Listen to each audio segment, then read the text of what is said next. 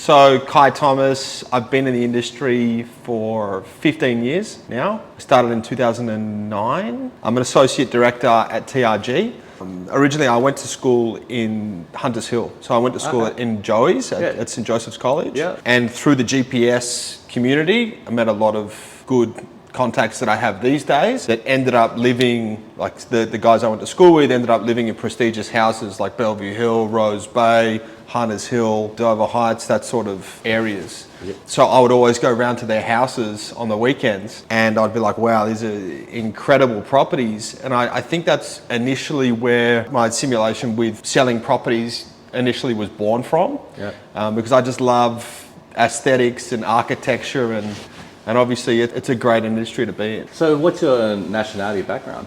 English. I was born in England. I was born in Cambridge. Okay. I've got Welsh in me as well. So no accents? No. So we migrated when I was 2 years old to New Zealand. Yeah. Lived in New Zealand for 5 years and then came across to Sydney. Obviously, most of you guys came out of Railway Double Bay a few years ago. Yeah. And I know it wasn't the most pleasant exercise, but I'm seeing it very interesting recently that you guys are doing a lot of conjunctions together now. Yeah. Why is that? What's happening? I can't speak for everyone, but me personally, I believe that there's a lot of business for everyone. Yep. I don't believe in burning bridges. I believe in working best for the vendor.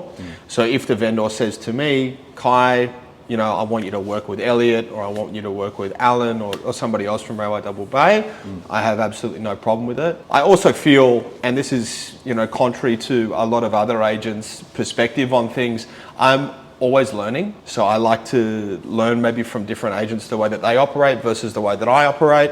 So I think collaborations are great. I have no problem with them. So how's Elliot and Alan treating you, working with you? Well, we're all good. I can't speak for them and how they find it. Yeah. I feel personally, and I may be biased because it's me, I think that, you know, I'm a very easy person to work with. Yeah. My main focus is just getting the best price for the owner and navigating whatever path we need to take to get that best price. Yeah. I mean, if there's two in particular that I would use, possibly three, but just on recent deals. Yeah. But yourself, Simon, Goldman Brothers, also One Buyers, they're like the main repeat offenders that I do a lot of deals with. Yeah. And I think that the qualities and benefits of these different buyers agents is the transparency. And that's why multiple deals are able to happen, because there is no games. So, I mean, to go to, if I list a property, then I'd contact 4 to 5 to start with. Just, do you have any buyers? Do you have any buyers? Do you have any buyers? And then after that point, it would be more of a blast kind of approach. Yeah. And then we get to like the public and then, I mean, I love all areas of the eastern suburbs. I've done, you know, deals in literally, or just around here, around Bellevue Hill, Rose Bay. My main focus and my passion is Dover Heights. I think that it's underrated. I think there's a lot of room for growth. Even if we look at last year's statistics, Bellevue Hill growth #1, Vaucluse #2, Dover Heights #3. I think that it is a suburb to watch and it's a great place for people to start their property portfolio. We were negotiating on a deal, I remember maybe 14, 15 months ago on Wallangra, a semi, crack reviews, 6 million at the time. How much is it now? Cheap. Oh man, you're probably like 9.5. What happened to all the semis? It was just off its waves of market conditions as well. Yeah. But let's also peel back. Certain properties get great results because of building quality as well. Finishes, very important. Landscaping, very important. If you're gonna build a brand new product like that, don't build it 70% done and then expect to get a premium result. Actually finish it properly, use the right finishes, use the right landscaper, and then more times than not, the view is just an added bonus, which will, you know, get the buyers really attracted. So for example, I know there's one semi on the market right now on Portland that's rejected 12 mil. Who buys that? Because why don't you spend 13, 14 and buy a freestanding with the same view? Like, who's buying it? I think that particular property is finished immaculately. There's a couple actually like that at the moment. There's some off market. I think the buyer pool for that is quite mixed. Personally, from experience selling at that level with those quality finishes, a lot of investors, a lot of people that want to travel, a lot of people that want low maintenance, that want turnkey, they don't want to build their own home, they just want to move into a home that's done. That's quite appealing for that for those buyers in the market. Right now, I'd say Hunter Street, Portland Street, and I think Wollongong is a great street. I think Lord Howe is underrated, so I could go on because I know I know the whole suburb. Yeah, but you're in a position where you can secure and own a property that no one can ever get again. That's what's so beautiful about it. That's what's so appealing to me, because you have these, you're never to be built out. To me, cliffront is a separate category. It doesn't have a suburb. In the eastern suburbs, cliffront just means all the cliffronts on Dover Heights and Vaucluse. I think that's a separate category because there's only, like you said, that amount. But that's what's so special about them, right? Because literally majority of them are in Dover Heights. There's only a couple in Vaucluse that have secretly traded off market, but like the ones that we know about there's few and far between, you know. And if the vendor's expectation is at a reasonable level, and they do want to trade, then they're some of the best properties to own, just because you just can't get them again. 6 mil. Dover Heights. Which street? I'd love to get something on Wollongong for that. It's hard. It'd probably be half a house. But yeah, otherwise, just a shitty knockdown. If I could get something around there, even parts of Vaucluse. Where are you going to get 6 mil in Vaucluse? Well, close to the cemetery. 10 to 12 mil. Definitely go for a freestanding property with good views.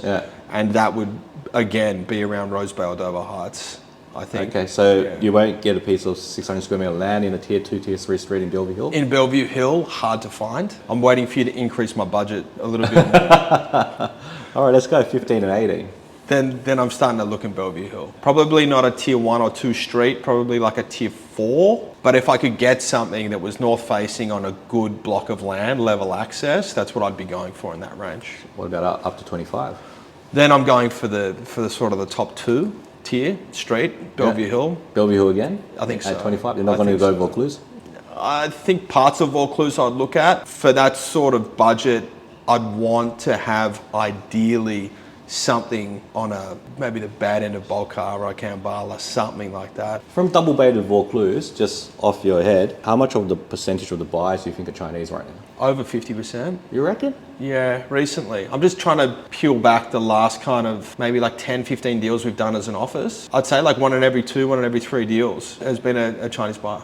And do you get along with them? Absolutely. Do you see more Chinese buyers agents being successful in these? Not really, no. Why? No, well, there's not many. I can only literally think of one agency, and I'm not even saying that. Like, I'm actually genuinely being serious. But what do you think's the hurdle? Obviously, it's a good business. Maybe just not knowing the market, not having good relationships with agents, not having prior experience with being an agent, and knowing the process. That may be one of the biggest hurdles. Again, black and white transparency. Not many other people actually do it. It's not good for the clients if you actually think about it. It's better just to have someone who knows what they're doing, and they can have those hard conversations for you. Especially if there's a language barrier, or you're busy, or you're... How many years do you think a Chinese buyer's agent needs to train to at least have a chance of being pretty successful in these? Oh man, like probably the whole life. Probably be training for the whole life. You know, meeting different people. It's industry dependent as well, though. You got to know what you're doing, and if you don't, then you're just wasting everyone's time. And you can't waste time in this game. You can't. You've got to just know exactly what you're doing, because time kills deals. And that's the truth. So if you don't have someone representing you that understands the product, understands the price, knows what the future value will be, then you've got the wrong person, and it's a waste of time. I think karaoke probably number 1. But where'd you learn to sing and rap? You've showed me the best places to go. Honestly, I love going out with you. I love doing karaoke together. Well, I've got a question for you. What's your number 1 song to sing at karaoke? That's a good question.